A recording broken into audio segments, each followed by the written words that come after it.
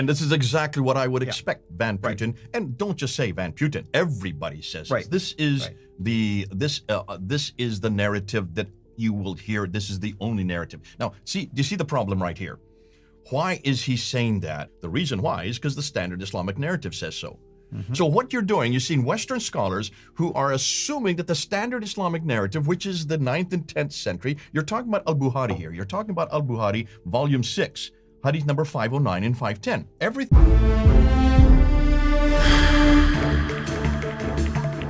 Welcome to Events and History, where we explore the origins, teachings, and historical development of Islam with a fact-based, analytical approach. For centuries, scholars have believed the Qur'an was revealed and preserved in pure Arabic. But what if that is a lie, like most other things in Islam? In this episode, Dr. J. Smith and Al-Fadi explore one of the most daring academic claims in Islamic studies, that the Qur'an's roots may trace back not to Arabic, but to Aramaic, the language of Jesus and the Near East. Could linguistic evidence, early manuscripts, and historical patterns reveal that the Qur'an was shaped by a different culture entirely, and point to its Christian lectionary origin? Join this deep dive into forgotten languages, lost meanings, and suppressed histories. Get ready, because the answers may shake the foundations of what you, and millions of others, have believed about Islam's holiest book. Let's watch the video. Hello everyone, this is Al-Fadi, and I want to welcome you to a brand new video series that we will be calling the Aramaic Qur'an. Now, I know this may sound strange to some of you or most of you, since we are used to hearing that the Qur'an is an Arabic Qur'an or an Arabic book sent to the Arab people, along also with the fact that it's a universal message, but the primary message is written in Arabic. Now, the reason why myself and Dr. J. Smith have chosen this particular title is that we are going to unpack a number of resources that are really available for people to access. We will be sharing the names of these resources with you along the way, but we wanted to show you that there is actually a strong evidence out there that would suggest that the Quran as we know it today could have originated from another prototype, possibly even Aramaic type. And we will present to you many reasons why this possibility is strongly valid, simply because the sources have presented enough evidence to back it up and support it. Obviously, our job here is not to sway you one way or another. We want you to examine the evidence as always, and you be the judge. Now, with me here, of course, in studio is Dr. J. Smith. Dr. J, thank you so much, of course, for being here with us, and thank you for these fascinating topics that you always agree to present and work with us on. Well, this is good to come into your studio and to introduce this new material, and this is new. And remember, we did a live stream in the studio a while back and I brought 5 different experts in 5 different areas, and we introduced this object. This is a sifter, and we're calling ourselves the sin sifters, the standard Islamic narrative. That's what sin is. It's the standard Islamic narrative, and we're putting the standard Islamic narrative into the sift, and we're seeing what comes out the bottom, what really was there, because we're interested in what really happened in the 7th century. And to do that, we have to sift through and throw out all that does not belong. That's what a sifter does. It throws out all the bad stuff, or it keeps the good stuff depending on what you use it for. In this case, we want to get rid of all of this standard Islamic narrative, which is about the Quran. That's why I'm wearing brown today, because this is about the Quran. And we want to put it into the sifter, and we want to see what happens at the end. And we're going to be going through quite a few segments in this series and looking for that Quran, or that archetype, or the Proto Quran, I guess is the way to put it. Right. So here is, in the first episode of this series, we want to talk about the modern scholarship and the idea of an archetype of the Quran. Now, I'm going to read to you quotations from an article that is found actually on Cambridge written by a brilliant scholar, Miriam Van Putten. And I'm just going to read to you his introduction in an article and a couple of other statements after that, just for the purpose of letting people see how the modern scholarship looks at the Quran, and also our way of trying to also wrestle with the theses out there based on that, and the findings, for instance, that could taint even a different picture. Okay, so here's what the introduction of that article says. Throughout the history of Quranic studies, a general unease about the date of the codification of the Textus Receptus can be perceived. Traditionally, it is believed that it was the third Caliph Uthman ibn Affan who codified the rasm, or consonantal skeleton, of the text as we have it today. This was famously challenged by Wansborough in 1977, as you and I know, who posited that the collection of the canonical texts can only have taken place as late as 2 or 3 centuries after the date traditionally assigned to it. Now, he goes on to say, with the discovery and description of many early Quranic manuscripts that are clearly earlier than the late date proposed by Wansborough, it is now clear that this position, meaning the position of Wansborough, in its most extreme form, is to be discarded. Nevertheless, many of the reasons for skepticism about the early date of the compilation of the texts haven't been dispelled, and a general unease remains in the field of Quranic studies. And this is where I want you to pay attention to this. This paper, he says, aims to show not only that all the early Quran manuscripts descend from a single written archetype, but also that the text was clearly spread through the copying of a written exemplar. Okay, I'll turn it over to you. Great stuff. And this is exactly what I would expect, Van Putten. Right. And don't just say Van Putten. Everybody says this. This is this is the narrative that you will hear. This is the only narrative. Now, do you see the problem right here? Why is he saying that? The reason why is because the standard Islamic narrative says so. So what you're doing, you've seen Western scholars who are assuming that the standard Islamic narrative, which is the 9th and 10th century, you're talking about Al-Bukhari here. You're talking about Al-Bukhari, volume 6. Hadith number 509 and 510. Everything comes from those two little hadith, those two references. We're going to look at that later on, because that is, and that written by Al-Bukhari. Remember, Al-Bukhari was writing this just before he died, so this is between 850 and 870. That's the 9th century. Muhammad died in 632. The Quran was supposed to have been finalized by 632. You're now in 870. That's 240 years later. 240 years later, you have these two hadith, just two references about two different Qurans, one in 509, which is the Abu Bakr Quran, and a second one, which then had to be written a second time. We're going to get into that later, which would be the Uthmanic. And he's talking about the Uthmanic one. That's 652. That's right. It's 20 years after the fact. If you're going to start from that premise, as everybody does, you're going to have to impose that onto what you're now finding. So do you see the dilemma for Putin, Van Putten? Do you see his dilemma? He's created already a problem for himself. He's got to now prove that by looking at the material that he has. So what is he saying? Well, I have these manuscripts, and we now have, and he's going to give you the manuscripts. He's going to talk about the Sana manuscript from Sana, Yemen. He's going to talk about the Petropolitanus manuscript, which is there that's in the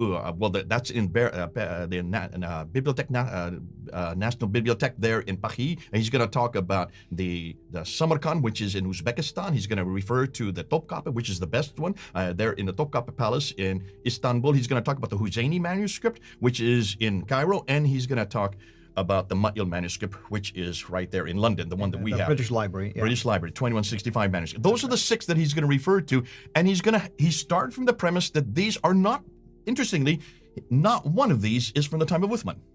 Notice he hasn't said that. The Turkish scholars themselves made that declaration as well. That we didn't know before 2007. Right. Before 2007, everybody thought that these were from Uthman. True. In fact, even when you look at the Topkapi, which is the Mus'haf al-Sharif, Mus'haf al-Sharif, that which is written and printed by Altikulich and by Ekmen al-Ansarud, what is on the title? Attributed to Uthman. Right. That's all they can say is attribution. Right. So can you see the dilemma for these modern scholars? They've got to hold on to that narrative. So what is he going to do now? He's going to have to try to prove his point by showing that these different manuscripts all use the same words. And if they use the same letters, like the tar marbuta or the Ta maftuha. Okay. I mean, like in this article, he's talking about a word, you know. And what word is it he's using? He is showing that there is a word, rahmatullah, for instance, where you have ta marbuta or ta maftuha, for instance, or ni'matullah, ta marbuta, ta maftuha, and shows that as it was transmitted or being copied, it remained the same, which is a proof in his mind that there is an exemplar. Now, it's a brilliant argument. I'm not going to definitely sit down here and say that there is not a valid argument, if you wish, but there are other sources. What's missing? What's missing in that whole statement? You're still focusing, like you said, on the standard Islamic narrative and overlooking anything. Okay, what is missing? I'll tell you what's missing. Number one, he's talking about an Arabic Qur'an. That is true. He's talking about Arabic words, letters. Right. Exactly. That's an Arabic letter. Therefore, he's talking about something that is much later. He's talking about something from the 8th and 9th century. I want to know what's happening in the 7th century. He's not mentioned Uthman. None of these are from Uthman. He never has said that in this article. He doesn't even say, he says attributed. He has to always put the word attributed to Uthman. I want to know what really happened with Uthman. Are you talking about Van Putten saying attributed? Does he ever say that this is from Uthman? Well, he's making the case that it is Uthmanic, basically. Yeah. But how can he do that? By looking at manuscripts that don't even begin to appear till 705. I hear you. And Uthman did this in 652.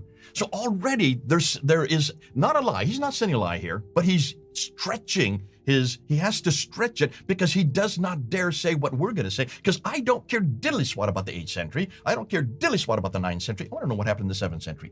Why aren't they going to the 7th century? Why aren't they going to the very century that all of this happens? And that's what we're going to do in these series. This series, we're going to go back to the 7th century, and we want to look at the real Quran. We want to look at the real archetype, and we want to go to what we are calling the Proto Quran, because it does come from somewhere. It does come there. So I'm going to stick everything that Van Putten is saying in here. He's part of this, and I'm going to see what comes out at the bottom. But see, it's going to take quite a few episodes to get to that. Right. So this is a good introduction. Let's start with the modern scholars. The dilemma for the modern scholars is they have to say this because they dare not go outside. We're going to do a whole segment on the problem with academia today, because academia is they're caught in a vice. They're caught in a vice because they have to stay in here. They don't dare come out down the bottom. They have to keep all the material, and they've even got to prove their point. And I feel sorry for the Van Puttens of the world, because the Van Puttens of the world are restricted. There's no other area of research I know where this is the case. Would we ever say this about the New Testament or the Old Testament manuscript? Absolutely not. Absolutely not. No. We kept with the Latin Vulgates? No, we went right to the Greek manuscripts when they were discovered. Remember when Tischendorf discovered the Sinaiticus there in the 1800s? Or is it the 19? What was it? Is the 1800s when you have Tischendorf, and he came across this manuscript. He didn't sit there and say, "I don't want to dispel this. I don't want to skip. I don't want." He had to take that manuscript, bring it back to Britain. They had to go and date it to the 4th century. That was dated, and there's been an enormous amount of research. Did they ever constrict themselves to an archetype or an Bible or a Proto Bible? No, they they followed where the evidence lay, and that's why we've done it with the Bible. We're not going to do it with the Quran, and that's why what we're going to find out now, what the Germans have found out especially, is going to change everything that the narrative has told us. And this is why, in some ways, this is going to be a difficult series for Muslims to listen to.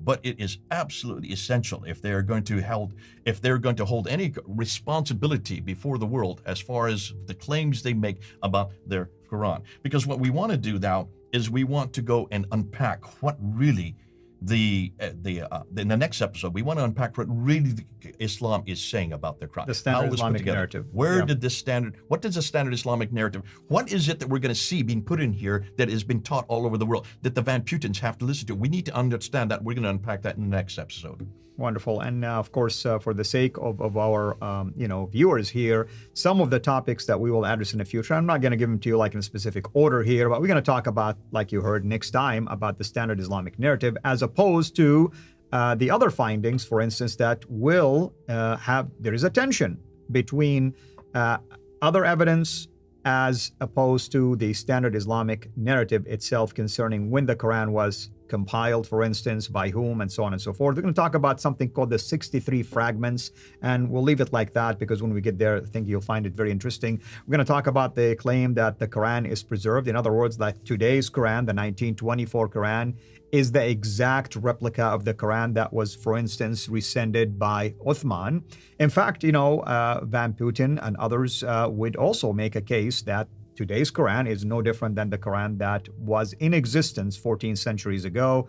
We are going to talk about how did this collection itself of the Quran originated, the role of Omar in there, the dotting and vowel marks and all that kind of stuff, the true prototype, and that's when we're going to start venturing into what we call the Aramaic layer or background of the Quran, the problem with academia. And there is so many other things that we will be unpacking throughout this particular video series. So I hope everyone will be enjoying this. Anything else, brother, you want to add to this? No. And what we're going to do, by the time we get to the end, wait till you find out wait to the conclusions of what we're going to find. I can't wait till I get to the conclusions, but I'm going to have to wait and hold my excitement because what we do, we really want to find that Proto-Quran. We do want to find what Van Putten is talking about. We want to get back to the archetype. We want to get back to the Quran. Right. Wait till you find out what we are going to show you. And I want to point out to our viewers, these sources right here, specifically these three, the yellow one, the one in the middle, and the blue one. And the reason why we have them here, because we will be referring to them periodically, and we're going to show you, like, the authors of these books make a compelling case that there is a prototype that the Quran borrowed from. Now, this is scholarship, right? Jay, and scholarship demands research. Scholarship demands finding ways to have tension with another, let's say, thesis, for instance. This is a thesis versus the standard Islamic narrative thesis. But sadly, so far from my own experience and from my own research, the standard Islamic narrative thesis have holes that are hard to basically cover. There is gaps that you have to really wrestle with, where in fact, in sources like this, you can easily make a case that, okay, now we know where it came from, or now we know where it originated from. So this is why we want to share these things with you. And again, we have it here because we're not really bringing something from out of nowhere. It's available. Anyone can buy it, right? 50 years of scholarship. Anyone can go and buy those 3 books. 50 Absolutely. years. Yeah, and we're here just to show you that we're relying on these sources. Please go and buy it, absolutely. Don't tell me so-and-so attacked the author. That's not what we're talking about. We want you to go and read what the authors have written, because I'm familiar with negative views, because just because goes against what? The standard Islamic narrative, you're always going to have attacks against it. I mean, we have thick skins, by the way. We don't care for these kind of attacks. We want to present evidence, and that's what we care about. So hopefully you will enjoy this ride. It's going to be sometimes rough. It's going to be difficult. If you're a Muslim watching this, you may not even like what we're talking about. But at the end of the day, we really want you to have first-hand look at things that sadly no one most likely is going to share with you outside of this particular media and this particular environment. So hopefully you'll find it beneficial to you. Until next time, have a blessed day. If the Quran truly carries traces of Aramaic influence, the implications reach far beyond linguistics. They touch the very heart of Islamic history. What if early communities misunderstood the original context of certain words, shaping theology and doctrine in ways never intended? Dr. J. Smith's analysis challenges us to re-examine the Quran not just as a divine revelation, but as a product of its time, geography, and cultural fusion. If these claims hold weight, then the foundation of Islamic scripture may rest on centuries of redaction, translation, and reinterpretation. This isn't an attack, it's an invitation to seek truth through scholarship rather than assumption. Whether you agree or not, one thing is certain: the story of the Quran is not what the standard Islamic narrative says. The deeper we dig into its origins, the more questions arise, demanding courage, honesty, and a commitment to truth over tradition. Join us next time as we uncover what the standard Islamic narrative on the Islamic Awareness website is hiding regarding the origin of Islam. Like and share this video so others can see it. Don't forget to subscribe and turn on notifications for more Islamic history content. Jesus is Lord.